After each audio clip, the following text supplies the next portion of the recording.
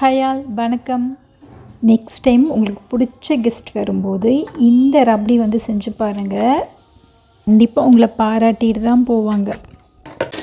இங்கே ஒரு பெரிய சீத்தாப்பழம் எடுத்து அதோட பல்பெல்லாம் வந்து இந்த மாதிரி சாப்பரில் வந்து போட்டிருக்கேன். சீட்ஸ் வந்து தனியாக நம்ம எடுத்துக்கலாம். கொட்டை வந்து தனியாக ரிமூவ் பண்ணிவிட்டு கொஞ்சம் நல்லா மசிச்சு வச்சுக்கோங்க.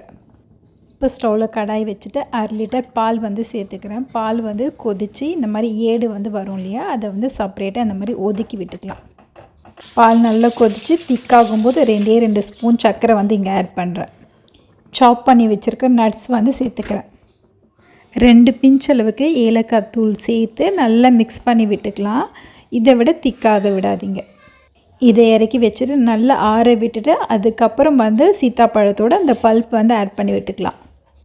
உங்களுக்கு வந்து சுகர் வேணாம்னா டேட்ஸ் பியூரி கூட ஆட் பண்ணி நீங்கள் செஞ்சுக்கலாம். இப்போ வந்து சர்வ் பண்ண வேண்டியதான். டாப்பிங்ஸ் வந்து சாப் பண்ண நட்ஸ் போட்டிருக்கேன். ரொம்ப டேஸ்டியான ரப்டி ரெடி.